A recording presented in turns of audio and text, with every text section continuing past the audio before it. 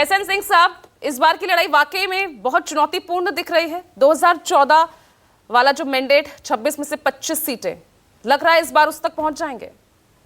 पूजा जी देखिए, चैनल के माध्यम के दर्शक भी देख रहे हैं, हमारे पैनलिस्ट भी देख रहे हैं कि भव्य काशी, दिव्य काशी, अलौकिक काशी और बाबा विश्वनाथ जी के दर्शन भी हो रहे हैं। राजीव जी ने अभी बताया कि किस तरह से काशी का विकास हुआ है, किस तरह से आज पूर्वांचल का विकास हुआ। निश्चित तौर पर भारतीय जनता पार्टी की सरकार तो विकास के बल पर वोट मांगने जा रही है। और आप देखी होंगी 2014 में 26 में से 25 सीटें भारतीय जनता पार्टी जीती है, तो 2024 में मुझे लगता है 26 में से 26 सीटें भारतीय जनता पार्टी जीतेगी, क्योंकि ये जितने पैनलिस्ट हैं यहाँ बैठ के केवल गाली दे लेंगे या दुर्भावना से कोई बात करेंगे, उससे नहीं होगा। देखा जाता है कि आपके कार्यक्रम कुछ चले कि नहीं चले, नहीं कुछ नहीं, कार्यकर्ता है नहीं, कि कोई नीति है नहीं, नेता है नहीं, बस ऐसे बैठ के चैनल पर कुछ भी कह देने से कुछ नहीं होने वाला। भाई अगर आपको मोदी जी के साथ लड़ाई लड़नी है तो मोदी जी से ज्यादा आपको मेहनत करनी पड़ेगी, मोदी जी से बड़ा संगठन तैयार करना पड़ेगा, भारतीय जनता पार्टी से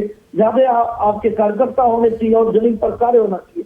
ऐसा कुछ नहीं कि बस टीवी पर बैठ के ज्ञान देने की बात करनी। पूजा जी देखिए, भारतीय जनता पार्टी मेहनत तो आपको भी करनी पड़ रही है एसएन सिंह साहब। 14 के बाद जब बुआ बबुआ के गठबंधन ने आपको 23 से 19 पर ला दिया, तो यहाँ पर चुनौती तो होगी ना, जो सीटें आपने लूज की। चल हो जा शुरू।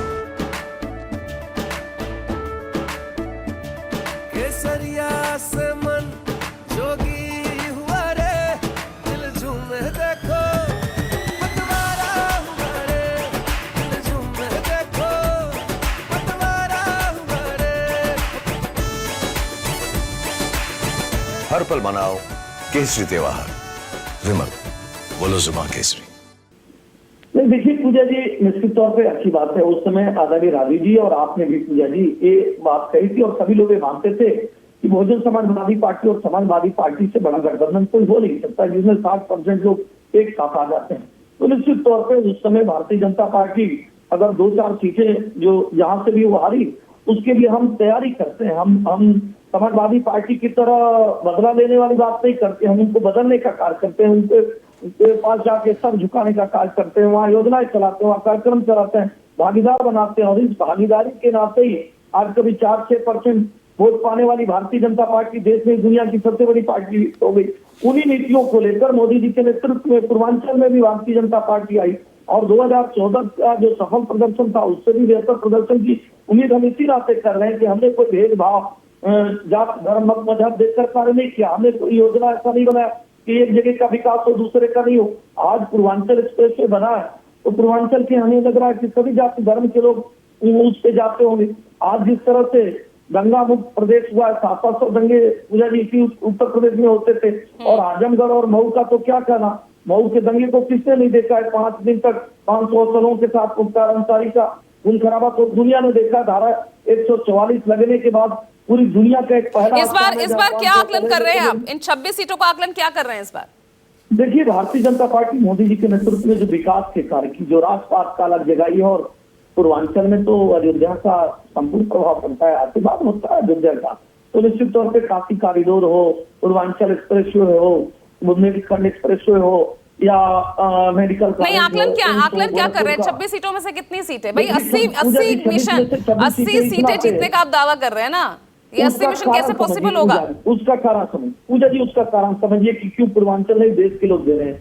तो संपूर्ण देश के लोग ये मांग रहे हैं, पश्चिम बंगाल से लेकर पूर्वांचल तक मैं गिरा दूं, उत्तर प्रदेश नहीं, समाजवादी पार्टी की सरकार केंद्र में नहीं बनने जा रही है। तो लोग मान के चल रहे हैं कि केंद्र के विकास में भागीदार बनना है तो पूर्वांचल में ज्यादा से ज्यादा सीटें देनी है।